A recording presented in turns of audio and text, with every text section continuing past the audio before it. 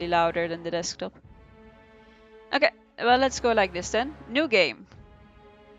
Trial of Iron, only one save slot. If you oops, no, you must start again. Nope, how about no? Expert mode, no. Story mode, no. Normal, let's see. Story mode difficulty setting requires minimal micromanagement and easily forgives mistakes in combat. Enemies receive a penalty to most stats. Companion combat AI is enabled by default and party members do not receive wounds until they are knocked out.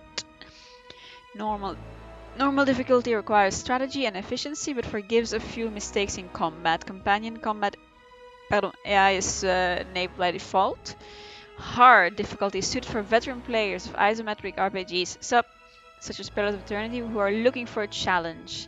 And survival requires micromanagement and optimization of stats through items, spells, and abilities. Enemy AI is more efficient and uses abilities more frequently. Path of the Damned. Enemies receive a bonus to most stats of the most efficient AI and will very frequently use abilities. Party members take more wounds during combat, and when being knocked out, this difficulty level can only be chosen when starting a new game. How about I stick to normal?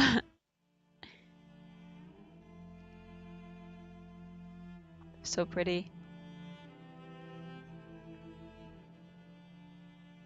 Companion combat abilities allow your character and a companion to work in concert to deliver a devastating effect. Okay. Loading. Ah, there we go. Cutscene hype. For over 400 years, the armies of Kairos the Overlord have swept across the known world. All who stood against them fell before their might. Even the Archons, women and men of immense power, were forced to kneel, chained to the Overlord's will. Now Kairos' final conquest has come to our corner of the world, and two of the Overlord's armies compete for the honor of taking our lands. The elite disfavored, and the teeming horde of the Scarlet Chorus. The voices of Nerat, spy master and Archon of secrets, guides the fierce and undisciplined masses of the Scarlet Chorus. With each battle, the Scarlet Chorus grows stronger, as the defeated are given a simple choice: serve or die. Graven Ash, Archon of War and the Overlord's most loyal general, leads the disfavored.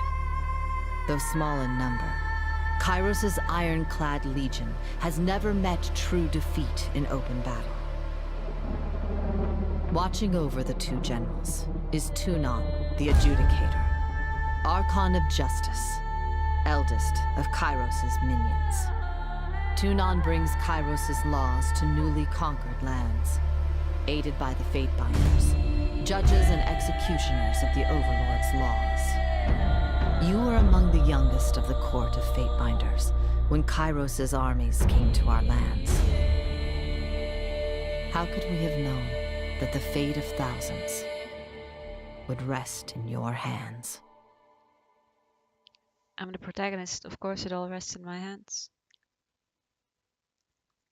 Okay, female. Body type. So this is muscular, skinny. Up.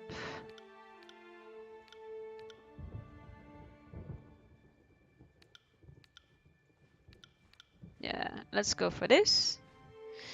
In the Northern Empire, where you're born, women enjoy equal protections under the laws of Overlord Kairos. In the southern lands with tiers, women may crew a ship, but only men may own or captain a vessel.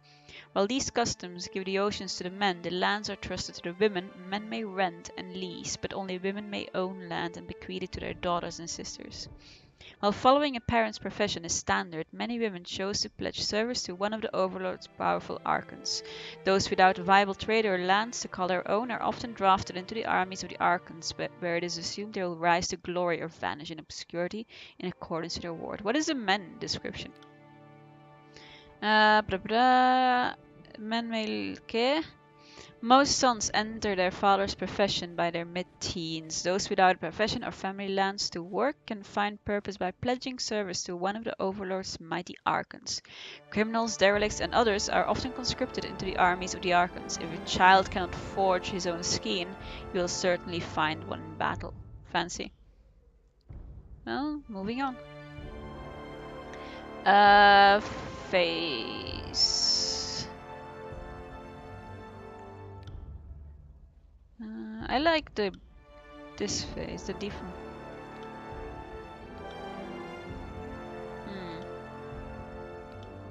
I like this one. I'll just stick to that one.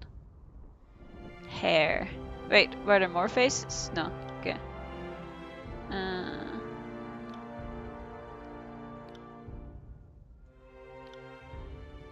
Oh hell no.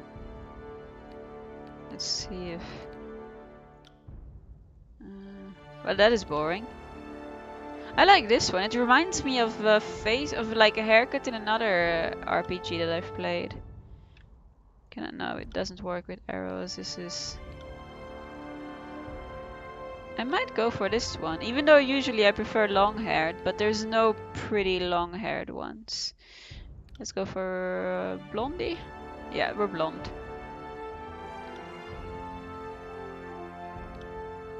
Holy shit. Okay. This is what? That one is kind of cool. I might go for one. And not on the face though. I think I'll just take one on the arms.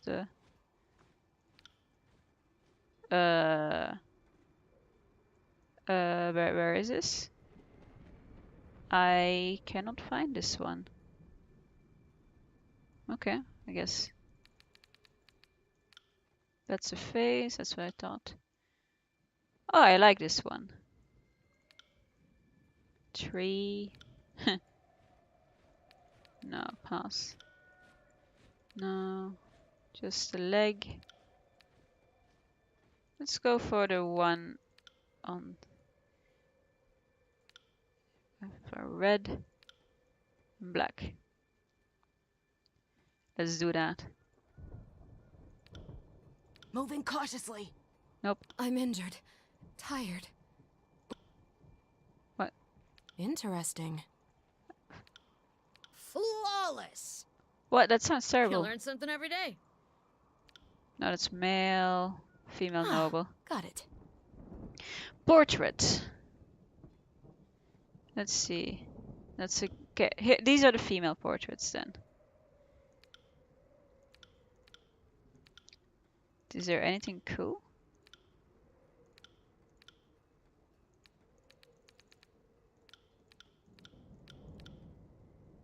I like this one.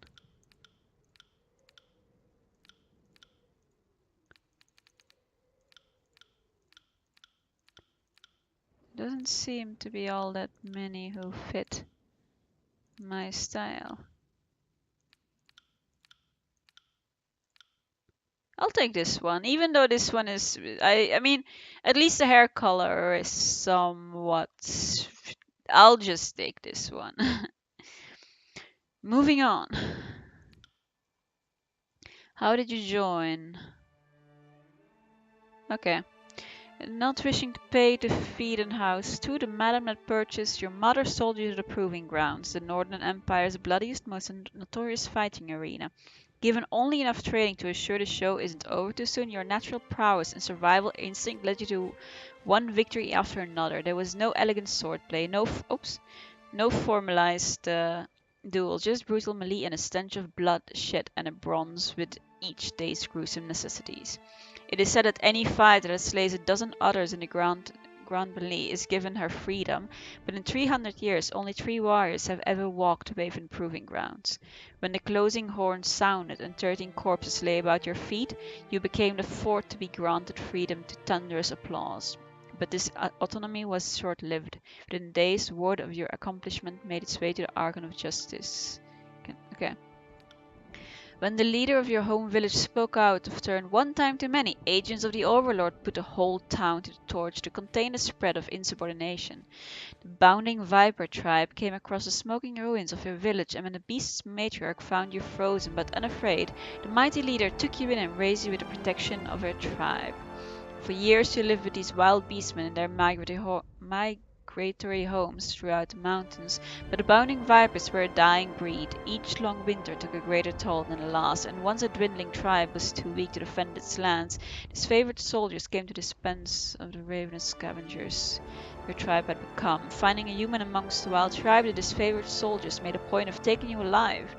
News of the wild child of the north eventually spread to the Archon of Justice, and he ordered you released from captivity and delivered up onto his court. Deeply proud of your intelligence, your parents always knew you were too smart for a life spent with your hands in the soil. Looking to secure a better future, your parents struck a bargain with the Seven Tree Guild, a small magical order willing to teach you letters, numbers, and magic if you proved capable. For several years you learned much from the mages, mastering reading and writing faster than the rest, and eventually learned the basics of mystic theory and spellcraft. Your magical studies came to an abrupt halt when the voices of Nerat, the Archon of Secrets, deemed the guild a peacetime distraction and must be disbanded for the upcoming war. Its mages assigned to proper armies. While your peers went on to other guilds, your mind was seen as too valuable to be wasted on the armies. Instead, your life was claimed by Tunon, Archon of Justice. Oh, you can like click, but I'm not going to do that now. Born to noble parents, groomed for leadership, your youth spent on letters, history, rhetoric, and other matters of culture and statecraft. Though you had wealth and creature comforts, you were expected to grow up quickly and bear the honor of shepherding others through prosperity and war. When your parents came under accusation of sedition, you were sent to the court of Tunon, Archon of Justice, to defend your family's actions. Your parents were found guilty. Their sentence, the dissolution of a treasonous estate. Eloquently pleading your own ignorance on your family's actions, you negotiated your most important deal yet, immunity from the crimes of your family for the simple cost of swearing fealty to the Archon himself. Despite the unwilling induction, your education and savvy made you a valuable addition to the Archon's cadre of enforcers, and so long as you might remain in good so long as you remain in good standing, your family just might be allowed to live. Cool. I can't decide. Unable to settle, your parents offered you as die to the Overlord instead. Seeing your first battle as a child, you've known all your life how to fight, how to still calm the sight of blood and disembowelment, and how to rely on your fellow warriors. Deemed smarter than the average killer, you were groomed for command and given an education in letters and numbers. With rumors of war, it seemed recruitment into the disfavored legion would be the obvious match for your skills, but the Archon of Justice is known to say that good iron is not used for swords, and good minds are not used for soldiers. Claimed by Tunon, you were instead drafted into the court of Fatebinders, where your martial skills were put to the use in enforcement of Kyros's laws. Lawbreaker, accused of a crime you most certainly did commit. You stood before Tunon the Adjudicator, Archon of Justice, and argued your case with eloquence and conviction. Impressed by your logic, reason, and confidence, he found you guilty anyway. It is rumored that Tunon selects many of his agents from his prisoners. Who better to catch the wicked than those who versed in such ways? I like this one. In his mercy, Tunon offered you the choice of two sentences: decades languishing in prison, or a lifetime serving him in the court of Fatebinders. The choice was an easy one, and instead of seeing the inside of a cell, you were trained in letters, numbers, magic, and war. The laws you once broke are now yours to interpret and enforce. I think I'll take that one. Few have the combination of wits and courage to be accomplished casters and warriors, and those cursed with such a combination of talents are invariably pulled from their mundane lives and assigned to the army of the Archons. Your earliest memories are a painful slog of training, study, lecture, and exhaustion, all the elements of being groomed for battle. You knew better than to ask what became of your family, nor to question the missives allegedly penned by their hand that were part of your earliest lessons in reading. When you reached adulthood, Tunon the Adjudicator came to the barracks and laid claim to your life. Seeing you as too valuable for the crucible of battle, the Archon of Justice deemed your life better spent dedicated to the art of punitive legal remedies. Though you had much to learn in matters of civil discourse, none could deny your bright future as Tunon's next great enforcer. Okay, I like that one too, but Lawbreaker is a funny one. Oops, cat, don't. though they would never tell you why, Kairos bestowed great wealth upon your family for some unmentioned service, and your parents used this wealth to have you raised far from home. Your childhood was a nomadic tour of Terratus with hired tutors and fleeting friendships. Where others had stability and routine, you had a worldly and varied education. A careless ward in a far-flung city landed you in legal trouble, and you were taken before Tunan, the adjudicator, and made to stand trial. Not only did you plead your innocence, but you turned the accusations around on the accuser for wasting the court's time, and the Archon of Justice concurred. Amused by your wit, wisdom, and adaptability, Tunan claimed you as his newest enforcer. I'll go for lawbreaker. You were trained... Okay.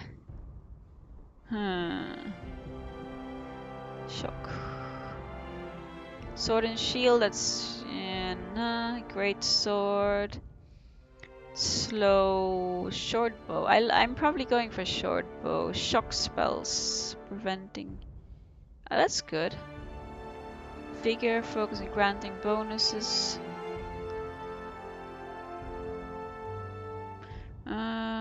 Dual wielding. Wait. Unarmed attacks. Frost. Maybe I should go for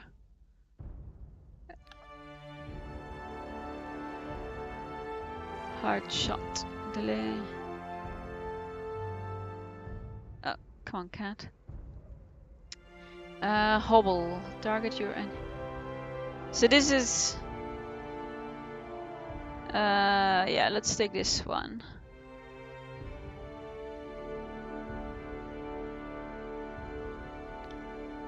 Also, shock. Wait. So maybe frost?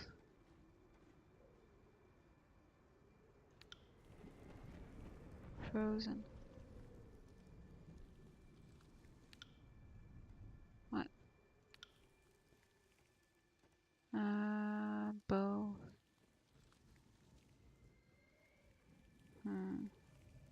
Or shock?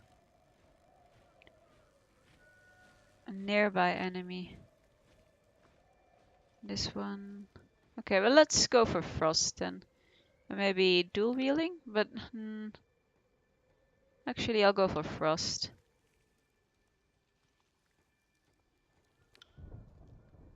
Next. Character colors. Pink. Oh! Well then. Okay, then maybe this one is pink.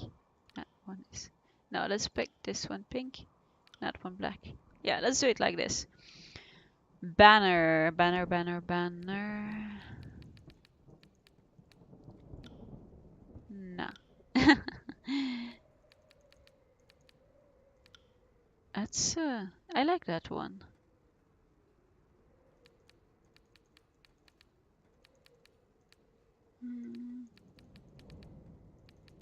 Let's go for that one. Yeah, let's do it like this. Name.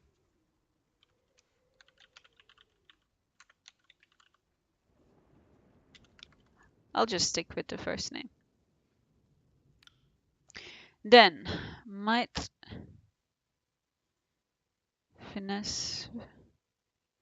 Finesse is used to the accuracy, quickness, vitality. These are all relevant training. Resolve. See, might is for short bow. I don't really have an overlap there. Resolve the duration of afflictions.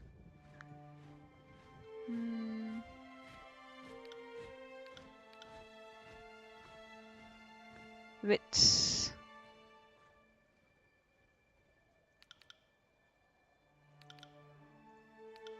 Like this, maybe? Affliction duration. Let's try that for now. Can I lower other stuff? I can.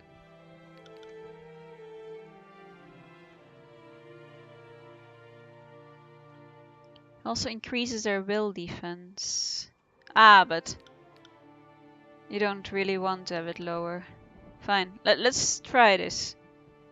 I'm not overly good at that bit. Okay, weapon skills, control, some magic stuff, using more accurate. Wait.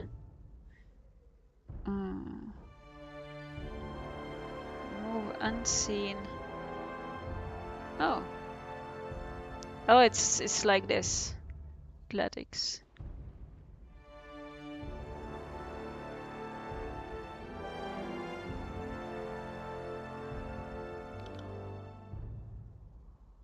Subterfuge. Lore. Dodge. Higher living costs. Determines. It's always good to up this a bit. Let's put lore at 30 as well. Let's put bows at least at 35.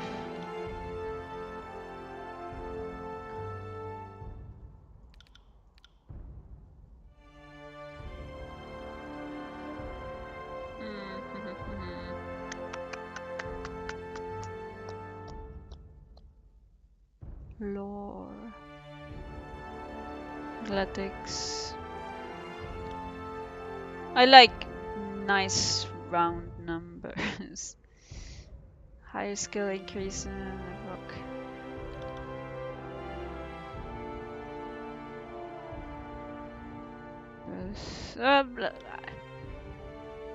How do you will allow you to play the requires conquest of the tiers, choosing how your character was involved in the invasion. This gives you the most control over the starting state of the game and how other factions will react to your call. Yeah, let's do that. Next.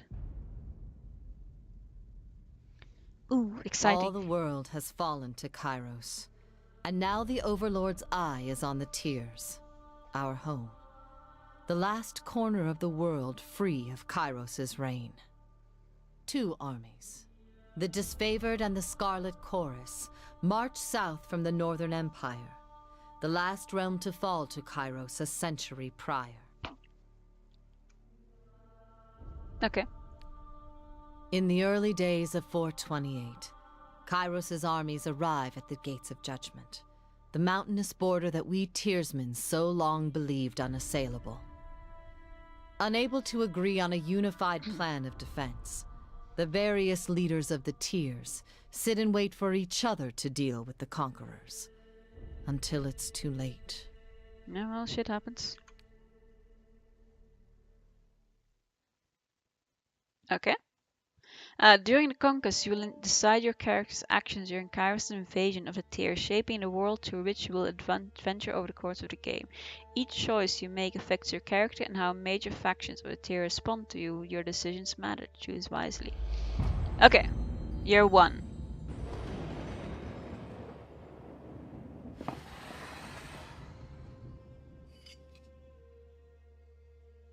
The Basel city stood on the northern border between Kairos' empire and the Tiers. Built upon a natural harbor at the crossroads between realms, the city was a nexus of commerce. To the Tiers, it was the center of all wealth. To a northerner, it was little more than a backwater trading post. Its symbolic status as a gateway to the continent made it a natural first target in Kairos' military conquest. Circumstances were ideal for you to prove your worth as a soldier in Kairos' armies. Taking the city would send a message to the rest of the tiers. Kairos' will is unsurmountable.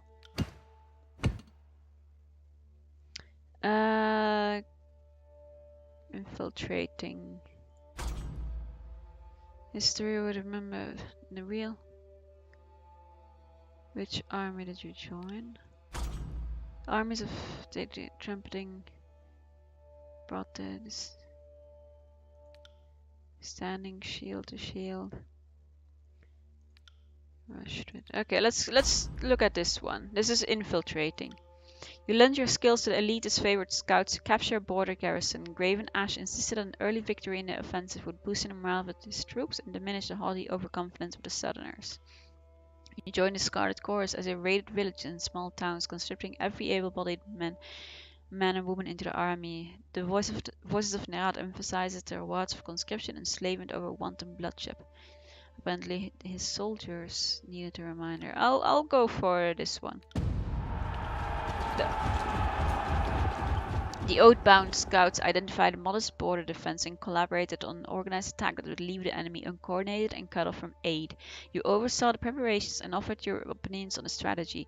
When a clashing of swords and spears fell to silence, followed by the cheering of disfavored scouts, you were the least surprised.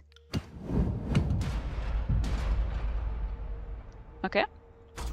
So I need to be careful that I pick the one that I find most interesting, really. With the border garrison captured by your disfavored allies, you traveled ahead of Kyros's armies and lurked in the shadows of the bastard city. You decided converting one of the locals to Kyros's side would help bring the city to its knees. After all, corruption starts from within. Bitter captain of the guard versus a well-connected smuggler who knew how to. It's got better operative than soldiers. Yeah. And what is this? Containing your fiercest opponents in the Basel city were the mages of the School of Wild Rot. Two barbarics who use their powers responsibly to the unbridled practitioners needed to be stopped. How did you trick the hot-tempered mages into their own undoing? Hot-headed maiden of an ambush. You tricked the guild. I think I'll go for the smuggler here.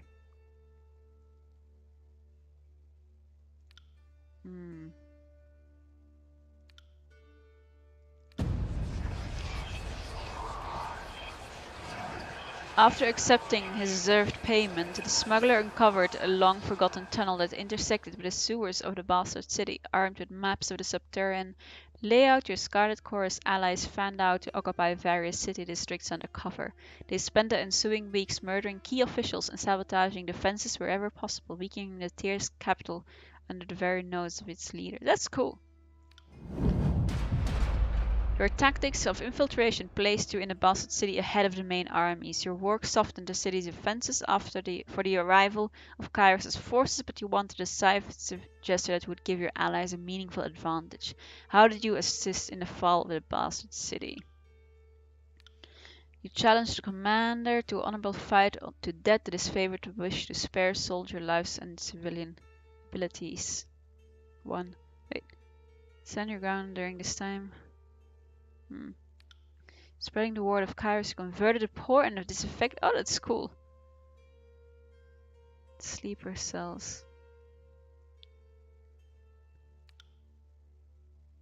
Trail. Concealing shadows.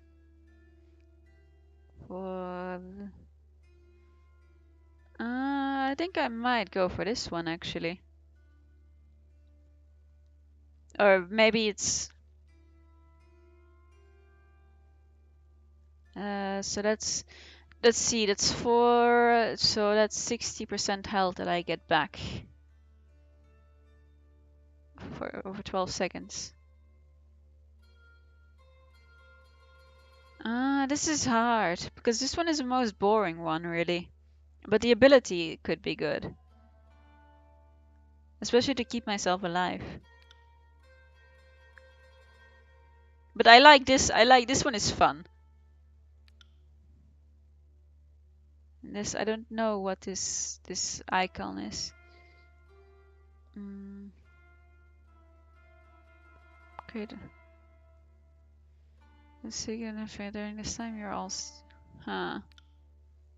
Oh, this one is hard.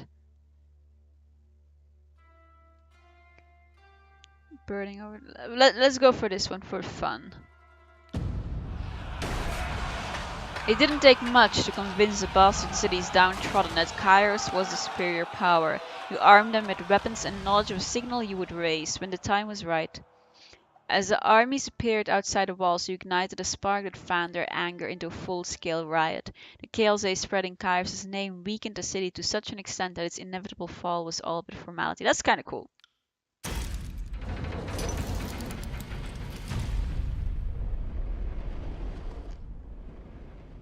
Okay.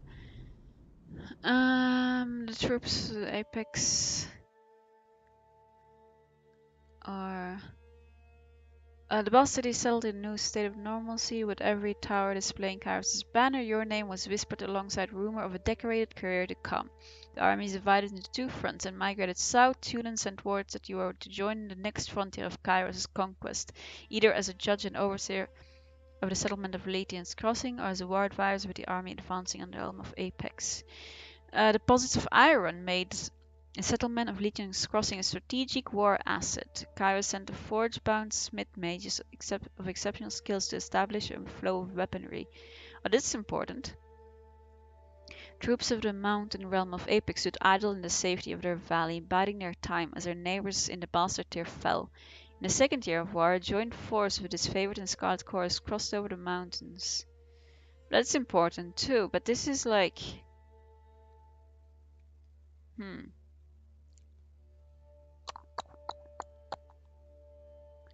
This means that they get to go here, I guess. But, I mean, it's going to happen regardless. It just depends on... You know what? War Advisor, let's go.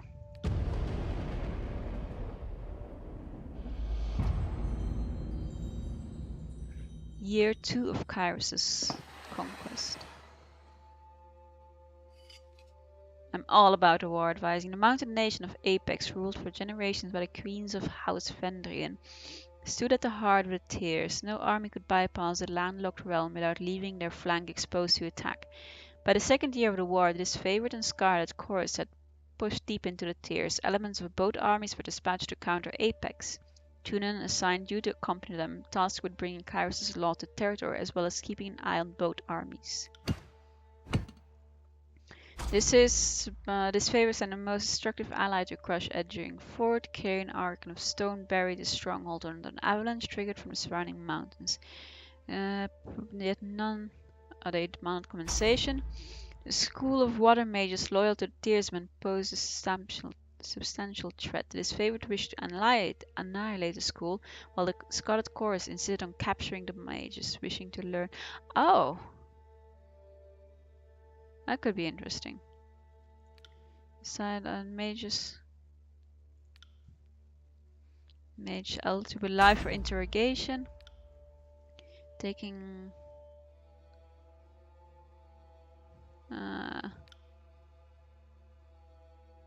no. Taken alive for...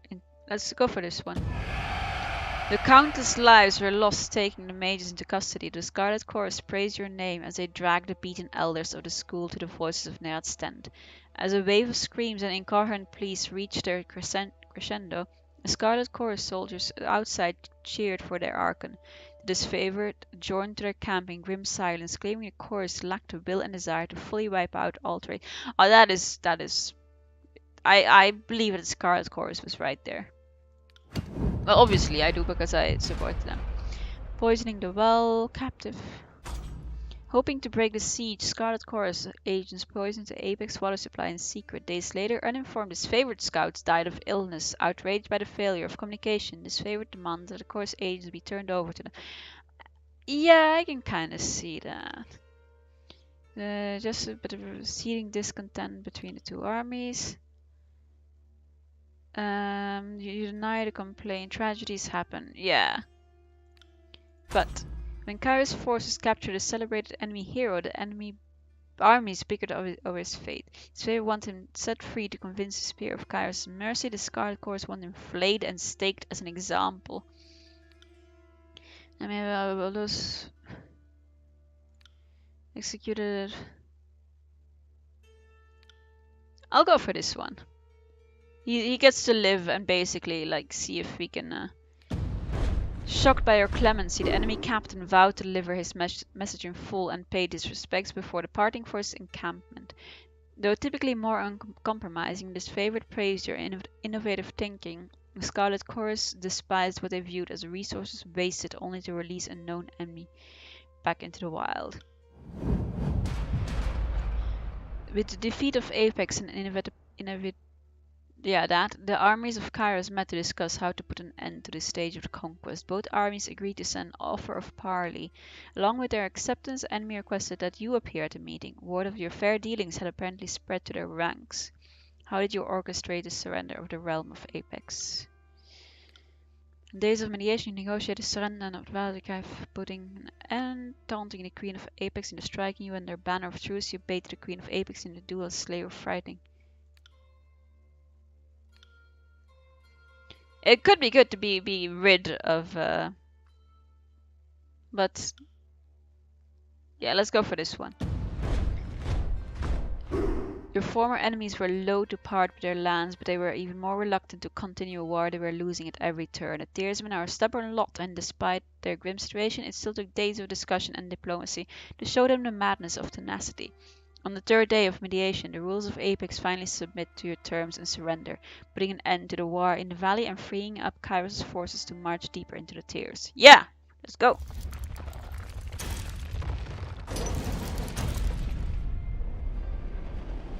Where next? Okay. Now the Scarlet, well, it's very prepared for the next fight, affording themselves with an evening rest. Kairos' army raided out from the conquered citadel and worked their way across the Tears. The disfavored and Scarlet Corps aim to dominate as much territory as possible in the coming year. Your distinguished reputation in Kairos military left the choice of your next destination yours to make. It's the nation of Azor, which is... okay, we can't. Its treasures, knowledge, secret. Ooh, stalwart, easily defend position, rich military tradition. The realm of stalwart was the most.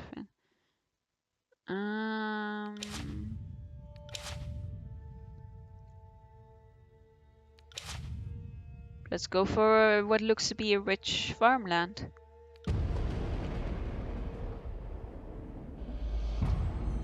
Year 3. Fancy.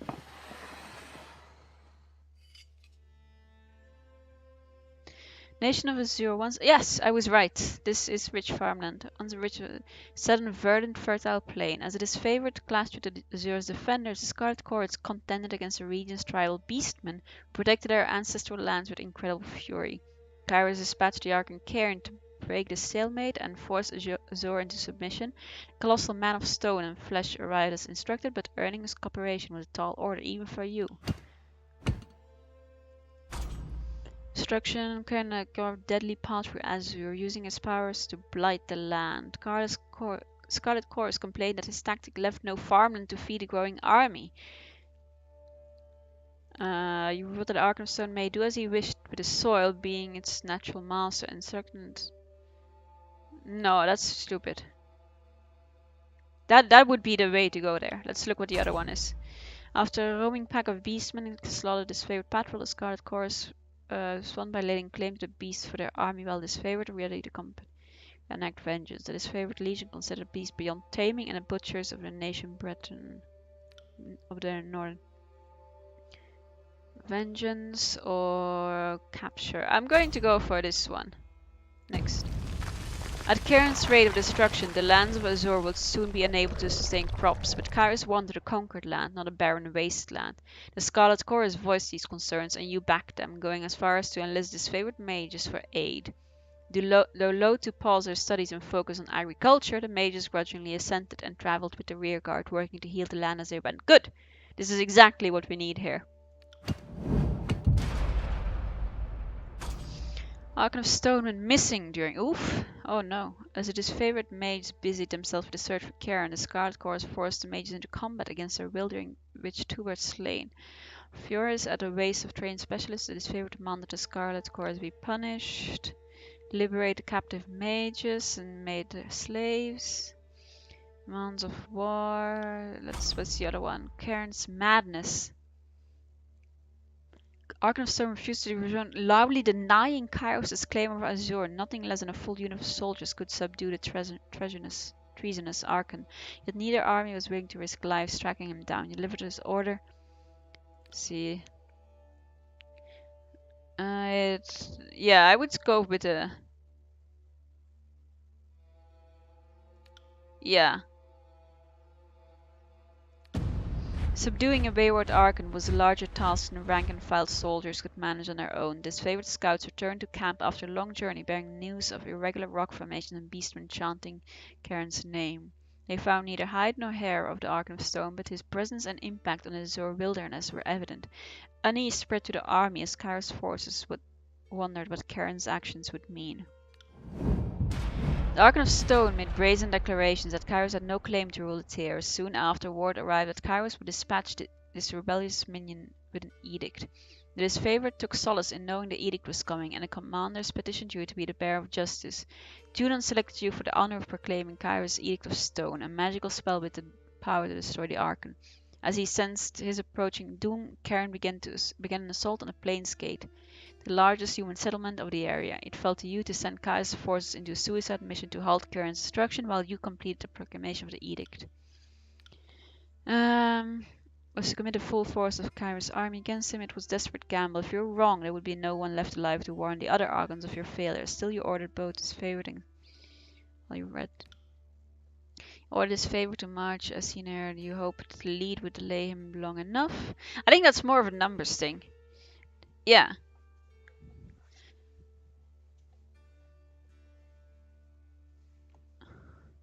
I think this is probably good for numbers.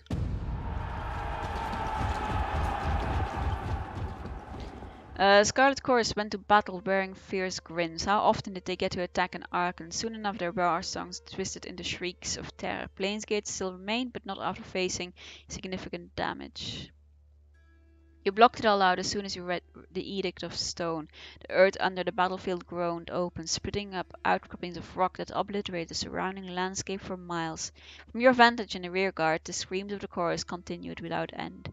When the land heaved open to take Cairn, the Archon allowed it with serene acceptance. I am strangely okay with this. With the lands blighted and unrecognizable, the realm of Azure was left utterly ruined by the events of the war. No, and I tried! I fucking tried! In times to come, the Tears would call this blasted region a Stone Sea, for the treacherous rock formations and resistant quakes became the defining features of this once verdant land. The Scarlet Corps established a sprawling camp in the shattered rocky terrain and quickly absorbed those displaced by the upheaval of the land. These hapless refugees were put to work as slaves and soldiers, and the Corps slowly built themselves a makeshift fortress in the blighted quake-ridden realm. Your tour of duty in the broken lands of Azure was complete. You didn't have long to rest before Tunon called you into service once more. Let's go. Conquest complete. Continue.